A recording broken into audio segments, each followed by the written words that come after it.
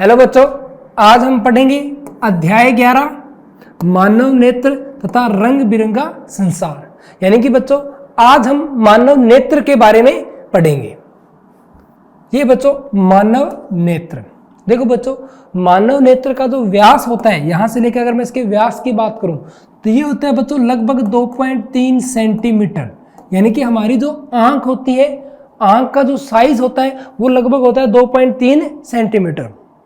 और बच्चों हमारे आंख का जो साइज होता है, इसके अंदर अगर मैं बात करूं कॉर्निया के साइज की, आंख के अंदर भी अगर अपने बात करें कॉर्निया के साइज की, या मैं ऐसे कहूं कि आंख का साइज ही, तो बच्चों जन्म से लेके मरने तक आंख का साइज जो होता है वो कभी नहीं परिवर्तित होता।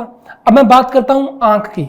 ये देखिए बच्चे, ये जो हमारी आंख है, आंख का जो सबसे बाहर का जो पृष्ठ होता है ना, उसे कहते हैं बच्चों स्वच्छ मंडल। जो आपको ये व्हाइट जो नजर आता है ना, इस व्हाइट भाग को कहा जाता है स्वच्छ मंडल। और इस व्हाइट भाग के बीच में ये जो ब्लैक भाग आता है, जो थोड़ा सा उभरा होता है, इसको बोला जाता है बच्चों कॉर्निया। इसे हम कहते हैं कॉर्निया।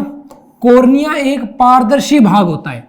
अगर मैं कॉर्निया की बात करूं तो ये एक पारदर्शी भाग होता है। पारदर्शी का मतलब बच्चों एक ऐसा भाग जिसमें से प्रकाश आर पार जा सके, यानी कि जिसके हम आर पार देख सकते हैं, उस चीज को हम बोलते हैं पारदर्शी। यानी कि कॉर्निया जो होता है वो कैसा होता है? पारदर्शी।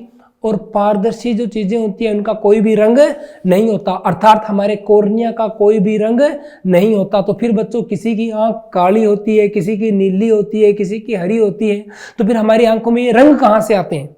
तो बच्चों हमारे कॉर्निया के बिल्कुल पीछे पाई जाती है परितारिका। ये देखो बच्चों, ये है परितारिका, या इसी को बोलते हैं आइरिस। बच्चों जो आंख का रंग होता है ना, आंख के रंग का निर्धारण करती है परितारिका, ना कि कॉर्निया। जैसा कि मैंने आपको बताया, कॉर्निया तो पारदर्शी होता है, यानी कि उसका कोई भी रंग नहीं होता। जो हमें रंग दिखाई देता है, यानी कि भूरा काला जो भी रंग है वो हमें दिखाई देता है परितारिका का रंग। तो यहां से एक बात और क्लियर होगी बच्चों कि जो आंख का रंग होता है उसका निर्धारण कौन करती है? परितारिका। और परितारिका के बीच में थोड़ी सी जगह रहती है जिसे अपने कहते हैं पुतली। तो आपने देखा होगा बच्चों, आंख के बीच में जो अपना कॉर्निया है, कॉर्निया के बीच में छोटा सा काला घेरा और होता है बच्चों, वो होता है पुतली। अब पुतली का साइज भी बदलता रहता है और इसका साइज बदलती है परितारिका।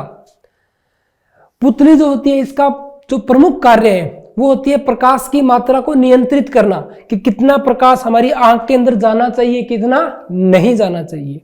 इस परितारिका के बाद में आता है बच्चों क्रिस्टलीय लेंस, या इसे मैं कहूं उत्तल लेंस। यानी कि हमारी आंख में जो लेंस पाया जाता है वो कौन सा होता है बच्चों? उत्तल लेंस पाया जाता है। और इस उत्तल लेंस के बाद पूरा का पूरा एक द्रव भरा रहता है, जिस द्रव को कहते हैं काचाप द्रव। और लास्ट में दृष्टि पटल, या इसे ही कहते हैं हम रेटिना। तो बच्चों ये थी हमारी आंख के बारे में, या आंख के अंगों के बारे में, जो कि हम यहां देख लेते हैं कि यह हमें इस अद्भुत संसार तथा हमारे चारों ओर के रंगों को देखने योग्य बनाता है। समस्त ज्ञानेंद्रियों में मानव नेत्र सबसे अधिक महत्वपूर्ण है। आगे बढ़ते हैं। मानव नेत्र एक कैमरे की भांति है, क्योंकि देखो जैसे बच्चों कैमरे के अंदर लेंस लगा होता है, वैसे हमारे मानव नेत्र में भी लेंस लगा होता है। कैमरे के अंदर पर्दा होता है, तो हमारे यहाँ पर्दे की जगह दृष्टि पटल होता है। देखते हैं बच्चों, इसका लेंस निकाय एक प्रकाश सुग्राही पर्दे, जिसे रेटिना या दृष्टि पटल कहते हैं, पर प्रतिबिंब बनाता है। जैसे कैमरा प्रतिबिंब बनाता है, वैसे ही हमारा जो आंख का लेंस होता है वो भी क्या बनाता है? प्रतिबिंब बनाता है। प्रकाश एक पतली झिल्ली से होकर नेत्र में प्रवेश करता है। इस झिल्ली को कॉर्निया या स्वच्छ मंडल कहते हैं। जैसा कि मैंने आपको बताया बच्चों, सबसे बाहर का जो उभरा हुआ भाग दिखाई देता है ना आपको, काला काला जो भाग होता है वो होता है कॉर्निया। यह झिल्ली नेत्र गोलक के अग्र पृष्ठ पर एक पारदर्शी उभार बनाती है। कॉर्निया की बात कर रहे हैं बच्चों। अच्छा बच्चों, जब हम आंख का दान करते हैं तो आंख के दान के समय आंख के इसी भाग का दान किया जाता है, यानी कि आंख के कॉर्निया का दान किया जाता है, ना कि पूरी आंख का दान किया जाता है। नेत्र गोलक की आकृति लगभग गोलाकार होती है तथा इसका व्यास 2.3 सेंटीमीटर होता है। आगे चलते हैं। कॉर्निया के पीछे एक संरचना होती है जिसे परितारिका कहते हैं। यह भी बच्चों मैंने आपको बताया था कि जो आंख के रंग का जो निर्धारण करता है वो करती है परितारिका, क्योंकि आंख का कॉर्निया तो कैसा होता है, पारदर्शी। रंग का निर्धारण करने का काम कौन कर रही थी, परितारिका कर रही थी। यानी कि अगर किसी की परितारिका भूरी है तो उसकी आंख क्या हो जाएगी, भूरी। किसी की परितारिका नीले रंग की है तो उसकी आंख कैसी हो जाएगी, नीली। परितारिका काले रंग की है तो आंख कैसी हो जाएगी, काली। परितारिका गहरा पेशीय डायफ्राम यानी कि पेशियों की बनी होती है जो पुतली के साइज को नियंत्रित करती है। परितारिका फैलेगी तो पुतली का साइज कम हो जाएगा, परितारिका सिकुड़ेगी तो पुतली का साइज बढ़ जाएगा। पुतली नेत्र में प्रवेश करने वाले प्रकाश की मात्रा को नियंत्रित करती है। जैसा कि मैंने आपको बताया कि देखो बच्चों, जब अचानक गोजा प्रकाश हमारी आंख में आता है तो हमारी आंख डैमेज ना हो जाए, इसलिए हमारा जो पुतली होती है वो क्या करती है, थोड़ी सिकुड़ जाती है ताकि कम से कम प्रकाश हमारी आंख के अंदर जाए। वही मान लो आप अचानक किसी अंधेरे कमरे में चले जाते हैं तो वहां प्रकाश है ही नहीं, तो फिर हमारे आंख की पुतली फैल जाती है, यानी कि जो थोड़ा बहुत भी प्रकाश है वो आंख के अंदर आना स्टार्ट हो जाए। यही कारण होता है कि जब हम कुछ समय तक एक अंधेरे कमरे में खड़े रहते हैं तो धीरे धीरे वहां वस्तुएं दिखना स्टार्ट हो जाती है, क्योंकि कुछ समय के बाद हमारी जो आंख की पुतली होती है वो फैल जाती है और वहां जो थोड़ा बहुत प्रकाश था वो अब हमारी आंख में आना स्टार्ट हो जाता है और हमें वस्तुएं दिखना प्रारंभ हो जाती है। अभिनेत्र लेंस या उत्तल लेंस रेटिना पर किसी वस्तु का उल्टा तथा वास्तविक प्रतिबिंब बनाता है। यह हमें पता है बच्चों कि उत्तल लेंस जो होता है वो हमेशा वास्तविक व उल्टा प्रतिबिंब बनाता है, जबकि अवतल लेंस जो होता है वो सीधा व आभासी प्रतिबिंब बनाता है। रेटिना एक कोमल सूक्ष्म छिद्र होता है। रेटिना एक कोमल सूक्ष्म झिल्ली होती है जिसमें वृहत संख्या में प्रकाश सुग्राही कोशिकाएं होती हैं। बच्चों ये जो प्रकाश सुग्राही कोशिकाएं होती है ना, ये संकेत लेकर जाती है हमारे मस्तिष्क के मध्य मस्तिष्क में, यानी कि मस्तिष्क के भी किस भाग के पास जाती है, मध्य मस्तिष्क। हमारे देखने से संबंधित जो नियंत्रित केंद्र होता है, नियंत्रण केंद्र जो होता है वो हमारे मध्य मस्तिष्क के पास ही होता है। आगे बढ़ते हैं। समंजन क्षमता। समंजन क्षमता यानी कि जो हमारा आंख है, हमारे आंख के अंदर लेंस लगा है। अब आपको पता है बच्चों कि जो लेंस होता है, लेंस की फोकस दूरी भी होती है, उसकी वक्रता भी होती है। वक्रता का मतलब ये होता है बच्चों, मान लो ये लेंस है, एक तो बच्चों ये लेंस है। वक्रता मतलब ये वक्र कितना कर्व लिए हुए है, और एक ये लेंस है। अगर मैं आपसे पूछूं कि इन दोनों में कर्व ज्यादा कौन है, यानी कि मुड़ी हुई ज्यादा कौन है, तो आप इसका नाम लेंगे। और कम कर्व कौन है, ये है। अब जिसका कर्व कम है उसकी फोकस दूरी ज्यादा हो जाएगी, और जिसका कर्व ज्यादा है उसकी फोकस दूरी कम हो जाती है। ध्यान रखना बच्चों, वक्रता का बढ़ना यानी कि फोकस दूरी का कम होना, ये होती है बच्चों। जैसे कि मान लो अपने पास ये कोई कर्व है, अगर इसको मैं सीधा कर दूं यानी कि वक्रता और बढ़ गई, वक्रता कम होगी सॉरी, और इसको मैं बिल्कुल ऐसे कर दूं जिसकी वक्रता क्या होगी, बहुत ज्यादा होगी। जैसे ही मैं वक्रता ज्यादा होगी, देखो बच्चों ये गोला यहां बना, जिसकी फोकस दूरी कुछ इतनी होगी, पर वहीं इसकी वक्रता को अगर मैं कम कर दूं तो इससे बनने वाला गोला बड़ा हो जाएगा, यानी कि इसकी फोकस दूरी क्या हो जाएगी, बढ़ जाएगी। तो ये हमेशा उल्टा चलता है, वक्रता ज्यादा फोकस दूरी कम, वक्रता कम फोकस दूरी ज्यादा। अब मैं बात करता हूं बच्चों समंजन क्षमता की। देखो बच्चों कई बार क्या होता है, जैसे हमें पास की वस्तुएं भी देखनी पड़ती है, दूर की वस्तुएं भी देखनी पड़ती है। तो जब हम दूर की वस्तुएं देखते हैं तो हमारे आंख जो होता है वो उस हिसाब से अपना फोकस दूरी को सेट करता है। जब अपने पास की वस्तुओं को देखते हैं तो हमारी आंख उस हिसाब से अपनी जो फोकस दूरी इसको सेट करता है। जैसे कि बच्चों मैं मेरी सामने अगर उंगली रखूं और जब मैं उंगली को देखता हूं तो मुझे पीछे का सारा ब्लर दिखाई देता है, यानी कि धुंधला दिखाई देता है। वहीं जब मैं पीछे का देखूं तो मुझे ये उंगली है ना, ये धुंधली दिखाई देगी। तो ये बच्चों सारा होता है फोकस दूरी के कारण। जब मैं इसे देख रहा था तो मेरी फोकस दूरी कम थी और मुझे ये वस्तु साफ दिखाई दे रही थी, पर पीछे की वस्तुएं साफ दिखाई नहीं दे रही थी। पर जब मैं पीछे देख रहा हूं तो मुझे ये उंगली दिखाई नहीं दे रही है। तो ये बच्चों सारा काम होता है फोकस दूरी का। और ये फोकस दूरी कैसे सेट करते हैं, वही क्या होती है, हमारी समंजन क्षमता। जैसा कि आपने शुरू में देखा था, ये देखो बच्चों, ये जो पक्षमाभियां होती है, पक्षमाभी पेशियां होती हैं, ये हमारे लेंस को बांध कर रखती हैं। जब ये फैलती हैं, देखो बच्चों जब ये फैलेंगी तो इसकी जो हमारा जो लेंस है इसकी वक्रता बढ़ जाएगी। वक्रता बढ़ जाएगी यानी कि फोकस दूरी कम हो जाएगी, और फोकस दूरी कम हो जाएगी तो पास की वस्तु देखना स्टार्ट कर देगी। वहीं जब ये सिकुड़ेगी, वक्रता कम हो जाएगी, फोकस दूरी बढ़ जाएगी। देखते हैं बच्चों आगे। समंजन क्षमता, अभिनेत्र लेंस या उत्तल लेंस की वक्रता में परिवर्तन होने पर इसकी फोकस दूरी में भी परिवर्तन या फोकस दूरी भी परिवर्तित हो जाती है। जब पेशियां स्थिर होती है तो अभिनेत्र लेंस पतला हो जाता है, इस प्रकार इसकी फोकस दूरी बढ़ जाती है।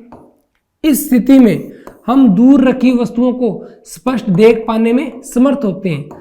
जब आप आंख के निकट की वस्तुओं को देखते हैं तब पक्षमापी पेशियां सिकुड़ जाती हैं, इससे अभिनेत्र लेंस की वक्रता बढ़ जाती है। अभिनेत्र लेंस अब मोटा हो जाता है, परिणाम स्वरूप अभिनेत्र लेंस की फोकस दूरी घट जाती है। इससे हम निकट रखी वस्तुओं को स्पष्ट देख सकते हैं। तो ये सब बच्चों मैंने आपको बता दिया कि कैसे हम पास की वस्तु को देखेंगे तो दूर की ब्लर हो जाती है, दूर की देखेंगे तो पास की ब्लर हो जाएगी। ये सारा फोकस दूरी का ही काम है। आगे बढ़ते हैं। अभिनेत्र लेंस की वह क्षमता जिसके कारण वह अपनी फोकस दूरी को समायोजित कर लेता है क्या कहलाती है? समंजन क्षमता, जो कि पक्षमापी मांसपेशियों की सहायता से करता है।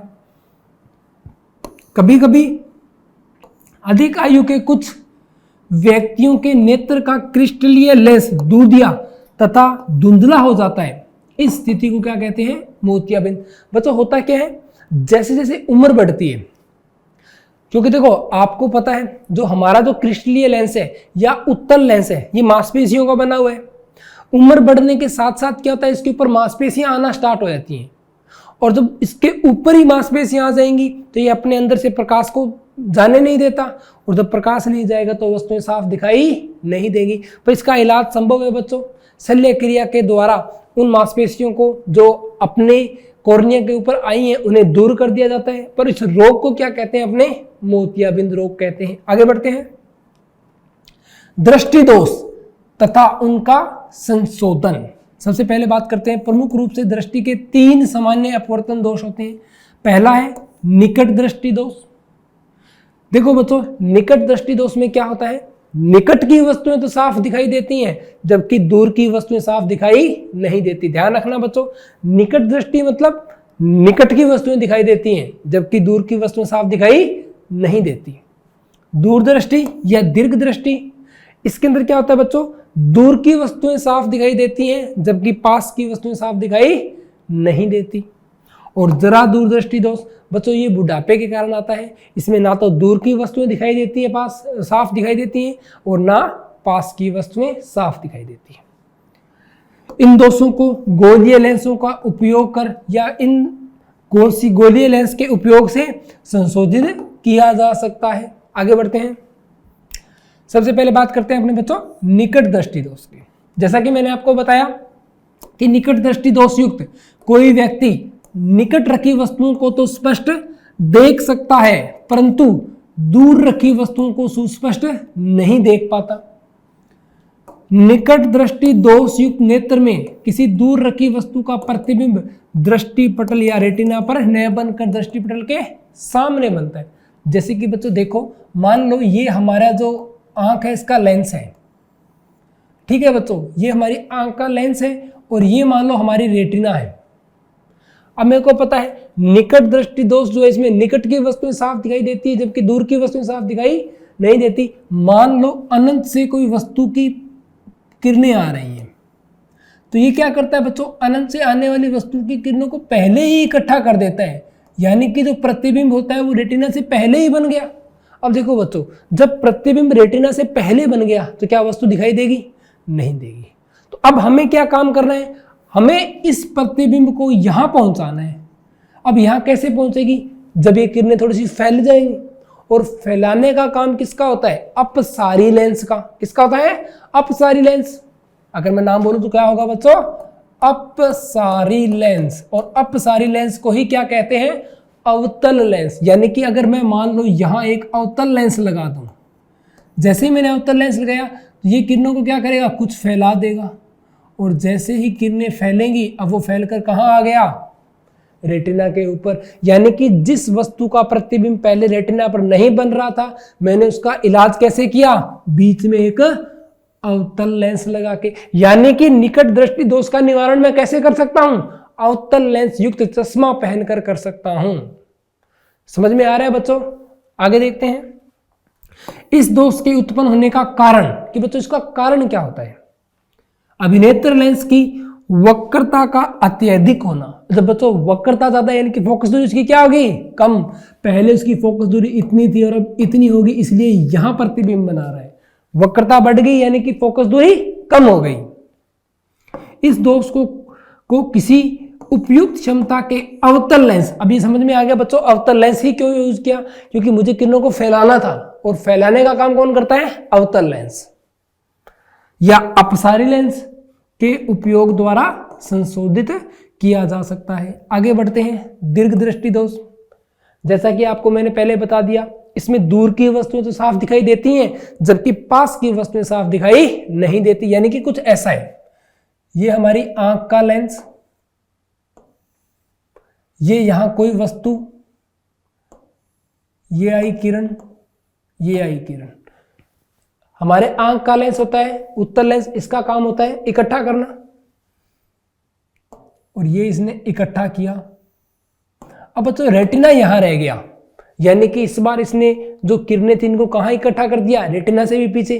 अब मुझे आगे लेके आना है, आगे लेके आना है मतलब इन किरणों को और इकट्ठा करना है, और इकट्ठा करने का काम आपको पता है बच्चों किसका होता है? उत्तल लेंस का। यानी कि मैंने एक और क्या लगा दिया? उत्तल लेंस। और जैसे ही मैं उत्तल लेंस लगाऊंगा ये किरणों को और सिकुड़ने का काम करेगा, और जब किरणें और सिकुड़ेंगे तो इस बार प्रतिबिंब कहां बन गया? अपना रेटिना के ऊपर। यानी कि इस दोष के इलाज में मैंने कौन सा लेंस यूज किया? उत्तल लेंस यूज किया। यहां देखते हैं दीर्घ दृष्टि दोष युक्त कोई व्यक्ति दूर की वस्तुओं को तो स्पष्ट देख सकता है, परंतु निकट रखी वस्तुओं को सुस्पष्ट नहीं देख पाता। इसका कारण यह है कि पास रखी वस्तु से आने वाली प्रकाश किरणें दृष्टि पटल के पीछे फोकस्ड होती है, जैसे कि मैंने आपको बताया। इस दोष का उत्पन्न होने का कारण अभिनेत्र लेंस की फोकस दूरी का अत्यधिक हो जाना है। फोकस दूरी का अत्यधिक हो जाना या वक्रता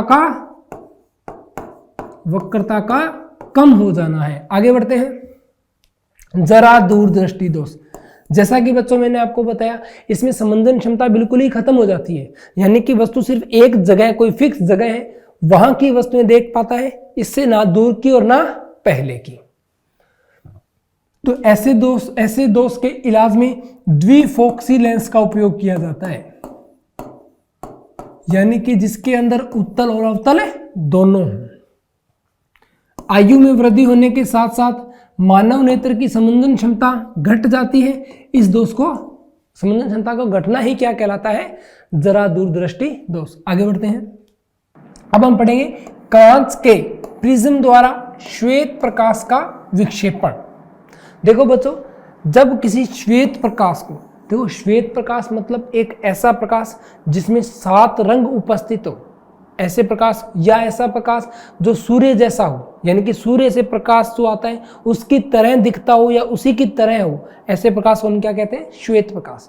एक श्वेत प्रकाश के अंदर 7 रंग होते हैं। ये देखते हैं बच्चों, जब किसी श्वेत प्रकाश को एक प्रिज्म के अंदर से गुजारा जाता है तो 7 रंगों में विभक्त हो जाता है। ऐसा होता है बच्चों अलग अलग रंग के अलग अलग चाल के कारण, और इनकी चाल जो है बच्चों वो समानुपाती होती है इनकी तरंग दैर्ध्य के। जिसकी तरंग दैर्ध्य ज्यादा उसकी चाल ज्यादा। यानी कि देखो बच्चों, अगर मैं बात करता हूं लाल रंग की, जो कि सबसे कम मुड़ा है। क्यों मुड़ा है सबसे कम? क्योंकि इसकी चाल सबसे ज्यादा है, क्योंकि इसकी वेवलेंथ जिसे अपने तरंग दैर्ध्य कहते हैं वो सबसे ज्यादा है। यानी कि जिसकी सबसे ज्यादा होती है वो सबसे कम मुड़ता है। और यही कारण होता है कि बच्चों खतरे के निशान के अंदर लाल रंग का उपयोग किया जाता है। क्योंकि देखो बच्चों, मान लो मैं लाल रंग की जगह कहीं बैंगनी रंग यूज करता तो थोड़ी सी अगर ओस आ जाती, या मैं से बोलूं कि जो अपना वातावरण है उसके अंदर थोड़ी सी पानी की मात्रा ज्यादा होती, तो जो हमारा बैंगनी रंग है वो बहुत जल्दी मुड़ जाता और ये काफी दूर तक नहीं पहुंच पाता। पर लाल रंग जो होता है इसकी स्पीड, इसकी चाल ज्यादा होती है, तो ये लंबी दूरी तय करता है। इसीलिए बच्चों लाल रंग को हम खतरे के निशान के अंदर उपयोग में लाते हैं। ऐसे ही बच्चों पीला रंग जो होता है, जो मध्य में आ रहा है, पीला रंग जो होता है ना बच्चों, ये भी अपने आप में ध्यान आकर्षित करता है। होता क्या है बच्चों, जैसे कि आपने मूवी देखी थी 3 इडियट्स, या मैं ऐसे बोलूं कि पीके मूवी। पीके मूवी के अंदर आपने देखा था जो आमिर खान थे वो अपने सर के ऊपर एक पीले रंग का हेलमेट पहन कर रखते हैं, और जब उनसे पूछा गया कि आपने पीले रंग का हेलमेट क्यों पहना, तो उनका जवाब था ताकि मैं भगवान को इस भीड़ में भी दिखाई दे जाऊं। क्योंकि जो बच्चों जो पीला रंग होता है ना, ये भी लाल की तरह दूर तक जाता है और आपको दूर से ही नजर आएगा। यही कारण होता है कि स्कूल की बसों का रंग पीला किया जाता है। बड़े शहरों के अंदर टैक्सी का कलर पीला होता है ताकि दूर से ही दिखाई दे। तो मैं उम्मीद कर रहा हूं बच्चों आपको समझ में आ रहा है। और इन रंगों का जो क्रम होता है बच्चों वो होता है विबग्योर, यानी कि जो सबसे ज्यादा जो कलर मुड़ रहा है वो होता है बैंगनी, और सबसे कम जो कलर मुड़ रहा है वो होता है लाल। ऐसा होता है यानी कि वेवलेंथ तरंग दैर्ध्य के कारण। अब देखते हैं बच्चों यहां आइजैक न्यूटन ने सर्वप्रथम सूर्य का स्पेक्ट्रम प्राप्त करने के लिए कांच के प्रिज्म का उपयोग किया। स्पेक्ट्रम का मतलब होता है बच्चों 7 रंगों में विभक्त करने के लिए। आगे देखते हैं इंद्रधनुष। वर्षा के पश्चात आकाश में जल के सूक्ष्म कणों में दिखाई देने वाला प्राकृतिक स्पेक्ट्रम है। देखो बच्चों इंद्रधनुष में भी यही काम होता है। जैसे मान लो ये कोई जल की बूंद है, जब इसके अंदर प्रकाश आता है तो यहाँ देखो बच्चों प्रकाश आने के बाद कुछ प्रकाश बैंड होता है, कुछ सीधा निकल जाता है। तो यहाँ प्रकाश जो होता है कुल 7 रंगों में विभक्त हो जाता है, और ऐसा होने से ही हमें क्या दिखाई देता है, इंद्रधनुष दिखाई देता है। यह वायुमंडल में उपस्थित जल की सूक्ष्म बूंदों द्वारा सूर्य के प्रकाश के प्रक्षेपण का मतलब होता है बच्चों, या तो मैं इसको विक्षेपण कह सकता हूं, या मैं ऐसे कह सकता हूं कि एक इंद्रधनुष बनने के लिए अपवर्तन और परावर्तन दोनों घटनाएं होती हैं। प्रक्षेपण के कारण प्राप्त होता है। इंद्रधनुष सदैव सूर्य के विपरीत दिशा में बनता है। आगे बढ़ते हैं वायुमंडलीय अपवर्तन। देखो बच्चों सबसे पहले अपने देखते हैं अपवर्तन क्या होता है। अगर मैं बात करूं बच्चों कोई प्रकाश की किरण की, जब ये किसी एक माध्यम से किसी दूसरे माध्यम में जाती है, या वैसे बोलूं कि विरल से सघन माध्यम में जाती है। हमें पता है प्रकाश हमेशा सीधी रेखा में चलता है, पर जब ये विरल से सघन में जाएगी, विरल से सघन में जाती है तो ये कुछ अभिलंब की ओर झुक जाती है, यानी कि इसकी दिशा जो होती है बच्चों वो बदल जाती है। अब यही प्रकाश मुझे कहां से आता हुआ नजर आएगा, कुछ यहां से आता हुआ नजर आएगा। यही कहानी बनती है बच्चों तारों के टिमटिमाने में अंदर। ये देखो मान लो बच्चों मैं यहां से किसी तारे को देख रहा हूं, अब बीच में क्या पड़ता है बच्चों, हमारा वायुमंडल। और बच्चों वायुमंडल सघन है और इसकी सघनता लगातार बदलती रहती है। जैसे मैं यहां से मेरे आंख से जो प्रकाश गुजर रहा था टकराकर, या यहां से टकराकर जो प्रकाश पहुंचा, तो जैसे ही वो इस विरल माध्यम से सघन में आएगा तो थोड़ा सा मुड़ जाता है। तो अब मुझे जो प्रकाश नजर आ रहा है वो थोड़ा सा ऊपर नजर आएगा।